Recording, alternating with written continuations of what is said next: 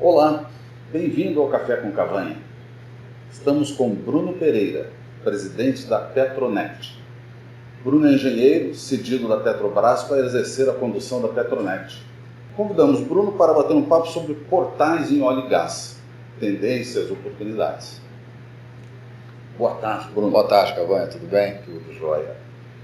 Então, você poderia contar, além da sua trajetória profissional, também a posição da Petronet no Perfeito, vamos lá.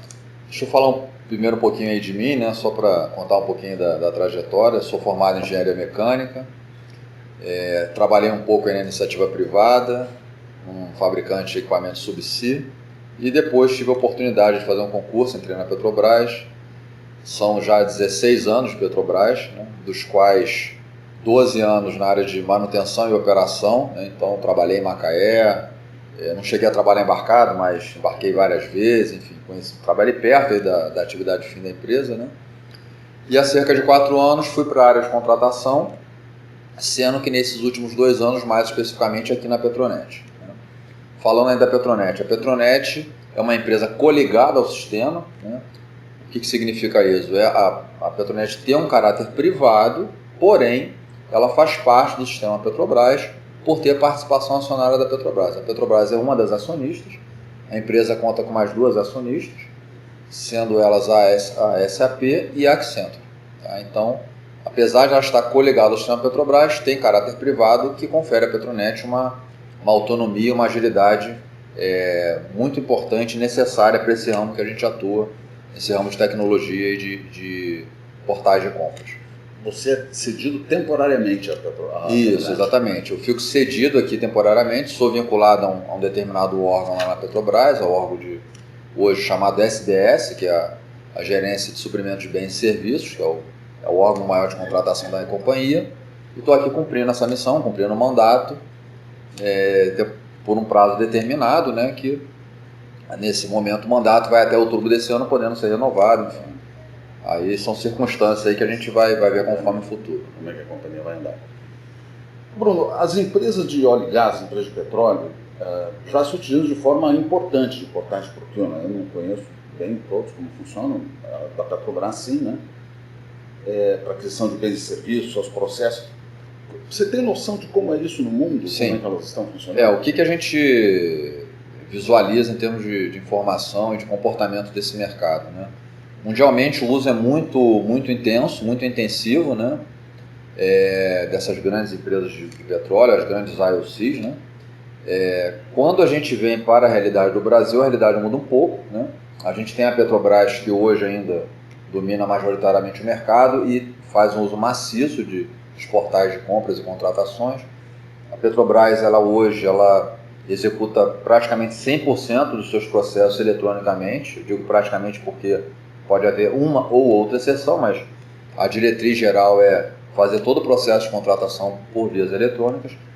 Mas a gente percebe que essas operadoras que estão há menos tempo no Brasil ainda não têm uma consolidação em termos de uso de portal tão robusto quanto a Petrobras.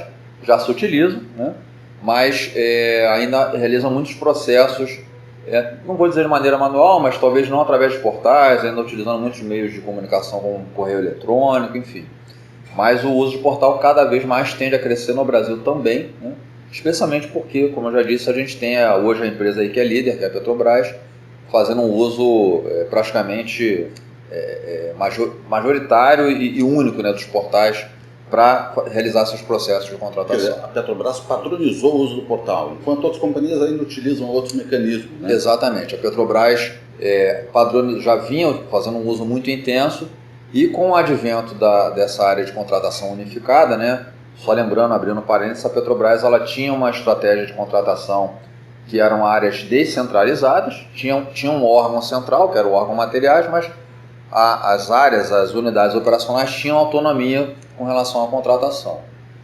Em meados de 2016 é feita uma reestruturação e esse processo passa a ser todo centralizado numa única gerência executiva, que é a Gerência de Suprimento de Bens e Serviços. Nesse momento é feito digamos assim, é determinado que a partir daquele momento use-se exclusivamente o portal Petronet para a realização dos processos de contratação. Então, de fato, houve uma padronização e uma consolidação do uso a partir desse momento. O portal, na verdade, então, ele fica entre os compradores da Petrobras, os contratadores, e o mercado fornecedor. É um intermediário eletrônico, vamos chamar assim. Isso, exatamente. O portal ele é um viabilizador, é uma ferramenta, digamos assim, de comunicação formal, com todos os registros, com toda a confidencialidade necessária, né, que permite, de um lado, conectar os órgãos compradores, né, e aí a gente está falando, quando a gente fala de Petrobras, a gente está falando não somente da holding, mas também de diversas outras empresas do sistema. Hoje são cerca de 20 empresas do sistema Petrobras utilizando o portal eletrônico, e do outro lado conectar os fornecedores, os milhares de fornecedores que se somam a essa cadeia de fornecimento. Ou seja, a Petronet não toma decisões sobre compra. Quem toma decisões sobre compra, se paga, se anda, se negocia, se aprova, é o lado Petrobras. É o lado comprador. É a entidade compradora. Exatamente isso. Bruno, há muitas iniciativas de tecnologia, se fala muitos eventos no exterior, tecnologias de procurement, várias questões, inclusive metrologias, não só tecnologias, né? Quais você chamaria de mais importantes? O que você poderia trazer para a gente? Eu poderia citar aqui, eu acho que uns 3 ou 4. Né? O primeiro deles é o que a gente ouve falar muito aí, de que são a grande massa de dados, o Big Data. Né? Então a gente tem visto muitas empresas investindo não só em armazenagem, mas em processamento e qualificação e tratamento desses dados. Né? A gente vê também um investimento muito forte em analytics, né? Então em cientistas de dados, pessoas que são dedicadas e capacitadas a interpretar, a cruzar os dados, a conseguir extrair upside desses dados, né? Especialmente dessas combinações. Eu acho que o grande salto aí quântico é a combinação desses dados, né? E as múltiplas interpretações que isso pode trazer. Uma outra tecnologia que a gente tem visto um uso maciço é a tecnologia de blockchain, né? Inclusive, a Petronet já tem iniciado estudos aí para usar, por exemplo, tecnologia de blockchain em processos de assinatura eletrônica. Isso seria uma aplicação prática, digamos assim, que a gente poderia citar, né? Então, acho que essas 3 grandes tecnologias aí que eu citei agora seriam as mais, talvez as que mais estejam se falando nesse momento e que mais estejam se investindo nesse momento. Vocês têm ido para o exterior acompanhar isso, ou daqui mesmo, com consultorias? A gente tem acompanhado aqui localmente, né? Esse ano a Petronet tem um plano de investimentos aí que está bastante voltado para o desenvolvimento destas tecnologias. Então, nós temos rubricas no nosso plano de investimentos dedicadas para essas matérias que eu citei há pouco, né? Temos sim planejamento de acompanhar eventos no exterior, né? E toda a literatura que está disponível nesse momento. A gente, há pouco tempo mesmo, a gente acabou de receber aqui um potencial fornecedor de serviços de analíticos, enfim. Então essa tem sido uma agenda constante nas empresas. Quer dizer, a Petronet ela tem a parte do portal, mas ela tem outros serviços também que ela produz. Isso, exatamente. Hoje a gente tem um serviço muito forte, né, que é um serviço de compras de itens de baixo valor, ou como a lei chama, de itens de dispensa por valor, que são itens de até R$50 mil.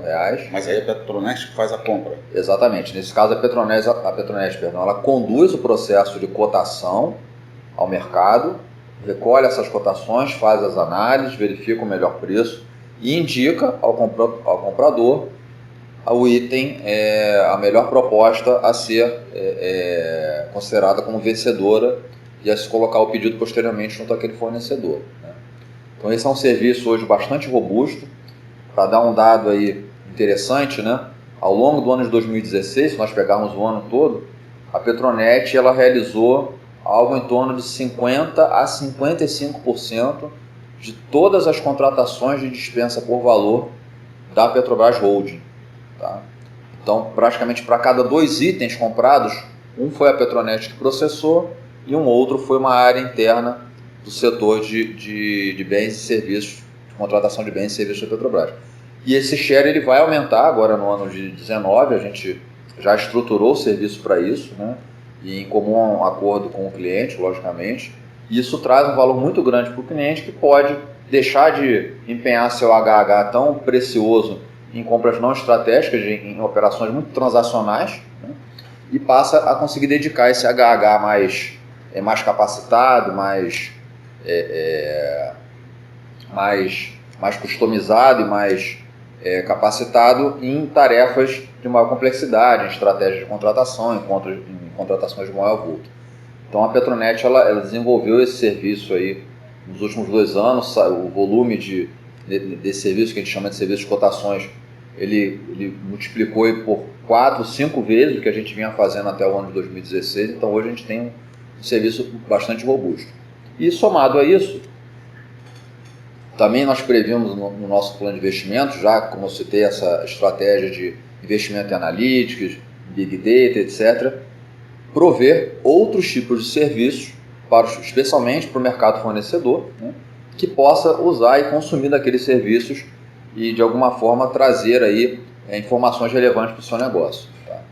Então isso é um serviço que a gente não realiza hoje, mas que a gente está investindo e pretende ainda no ano de 2019 lançar um aplicativo específico para o mercado fornecedor, que a gente está chamando aqui de app fornecedor, no qual o fornecedor vai poder realizar uma série de consultas e dados que são públicos, logicamente, mas que vão estar concentrados e organizados de uma forma que isso possa trazer informações relevantes para o mercado. Bruno, a experiência B2C, quer dizer, o consumidor final, o varejo, em relação ao B2B, né, companhias, que é o caso da Petronet. Sim. Há uma grande diferença, parece que o B2C ele anda na frente, Isso, exatamente. Que experiências, dá para trazer experiência do B2C para o B2B? Sem dúvida. Na verdade, eu acho que toda a experiência do B2C transformou-se num grande referencial para o B2B. Né? Especialmente quando nós falamos de uma empresa que segue toda uma legislação específica, que são as empresas estatais no Brasil, que seguem aí a legislação 13.303, né? Existe naturalmente uma dificuldade em tratar o tema. A gente conseguiu desenvolver uma experiência bastante interessante. A gente pegou a experiência do B2C, olhando o que a gente vê nos melhores marketplaces do mercado, e trouxemos isso para dentro de uma experiência no B2B, um projeto que nós estamos chamando de Compra né? Como se fossem compras eletrônicas, na qual a gente permite que o usuário final, e aí quando eu digo usuário, não é mais o comprador ligado a uma estrutura de compras, mas sim um mantenedor, um engenheiro, um geofísico, um químico de laboratório que precisa comprar sua vidraçaria, que ele possa ter acesso a esse marketplace, muito similar ao que ele teria de sua casa, isso vinculado ao portal Petronet, ou seja, com todo o rastreamento, com toda a confidencialidade, toda a conformidade, e a partir dali ele acessar o mercado varejista com oferta, conseguir realizar suas compras, né? E todo esse processo integrado ao ERP interno do cliente, que no caso é a Petrobras Holding. Então, hoje nós estamos operando uma ferramenta em fase de protótipo, né? Nós chamamos de MVP, é o mínimo produto viável, mas é um MVP muito avançado, um MVP que já está integrado com o ERP do cliente, que já está integrado com o varejista, e assim, os dados são muito animadores, né? Nós realizamos já aí algo em torno de 200 compras, no período de 2 meses e meio, e os resultados são muito interessantes. Primeiro, resultado financeiro, né? Perdão. Nós tivemos uma média de redução de 22% do valor contratado. Como é que nós chegamos a essa conclusão? Nós pegamos itens análogos, como, por exemplo, a compra de um televisor. Nós rastreamos aqui no nosso histórico a compra de um televisor análogo num processo tradicional de cotação. Em média, os itens adquiridos pelo Compraí ficaram 22% abaixo. Isso já era esperado, porque na verdade naquele momento você está acessando o preço de mercado. O mercado que você está dizendo é uma Amazon BR, uma Americanas, exatamente, uma Submarino. Exatamente, são as empresas, as grandes varejistas nacionais. E sem passar pelo comprador, então. E sem passar pelo comprador. Direto na exatamente. Americanas. O próprio usuário final ele já faz a sua opção, né? Então a gente também elimina aquela fase do parecer técnico, da qualificação técnica do item. O próprio usuário ele visualiza o que ele está comprando, né? Se aquilo ali atende às necessidades dele. E ele mesmo pode fazer a colocação do pedido, claro, respeitando alguns limites, né? Como eu disse, isso só tem validade para itens por dispensa, por valor, né? Então isso é para um valor de itens menor, mais controlado, mas a ferramenta ela conta com todo o ferramental de controle, de nível de acesso, enfim. Então, só para retomar, eu estava falando aqui do prazo, dos valores, né, dos preços, né, 22% menor. Quando nós olhamos o prazo, a redução, então, ela é mais significativa ainda. Nós tínhamos aí um prazo médio de fornecimento para algumas categorias de item, considerando desde o momento da colocação do pedido até a entrega do item, algo em torno de 150 a 180 dias. E hoje nós estamos com um prazo médio de atendimento nessas cerca de 200 compras de 10 dias. Então a gente sai muda toda a lógica também, não só de compra, mas de recebimento do item, né? O item ele passa a ser entregue na portaria do prédio no qual aquele demandante trabalha, né? Então deixa o item ser enviado para um almoxarifado ou uma logística de recebimento toda complexa e passa a ser entregue ali na portaria do prédio onde ele está trabalhando. De novo, muito análogo ao que acontece em casa, que quando você pede um item, chega lá na portaria do seu prédio, na porta da sua casa, e você mesmo faz o recebimento, né? Então, tem alguns desafios aí de processo para o uso dessa ferramenta, mas a gente tem tido uma parceria excelente com a Petrobras no sentido de pensar fora da caixa, garantindo logicamente o atendimento legal, mas quebrando alguns paradigmas que nós tínhamos e que poderiam inviabilizar a implantação dessa ferramenta e os ganhos que ela traria. Mas até agora assim, os ganhos já são muito, muito expressivos e o próximo passo agora é a gente expandir isso em termos de abrangência, não só abrangência de uso, né? Ou seja, o público-alvo que é atingido, mas também do próprio conteúdo que a gente passa a ter nesse marketplace, né? Hoje a gente tem um conteúdo que é bastante direcionado para itens comuns de varejo, né? E aí eu estou falando de eletrodomésticos, de informática, como computadores, teclados, celulares, linha branca de eletrodoméstico, mas a gente já tem uma estratégia, toda uma intenção para poder expandir isso para itens de uso de aplicação industrial, claro, começando por aqueles mais comuns, EPIs, alguns sobressalentes tintas, sobressalentes mecânicos, elétricos, etc. Mas a gente percebe que a tendência é de uma expansão rápida, né? Porque a adesão certamente vai ser muito, muito rápida. Agora, você abre esse espaço, mas em compensação você tem que aumentar a inteligência, o compliance, tem que dobrar. Exatamente. Para poder ver o que está acontecendo. Sem dúvida. Tudo isso é suportado por ferramentas de controle, né? Relatórios que permitem aos gestores, de fato, verificarem que o uso que está sendo efetivado da ferramenta é um uso adequado, né? Então, na verdade, se a gente analisar o que acontece hoje, a gente está trazendo vamos dizer, uma conformidade, uma garantia de compliance no processo muito maior, porque fica tudo registrado eletronicamente. Então, acho que isso também é um ganho muito grande em relação a alguns processos que acabam correndo de compras descentralizadas em emergência. A gente acaba trazendo uma formalidade para esses processos. Agora, a tendência para a Petronet é ir mais para as compras estatais, as compras do tipo estatal que seguem a lei, ou mais para a cadeia de fornecedores e outras petroleiras, ou as duas coisas? Vamos lá. Nesse momento a gente está justamente com um trabalho grande aí de análise de mercado, né, de addressable markets.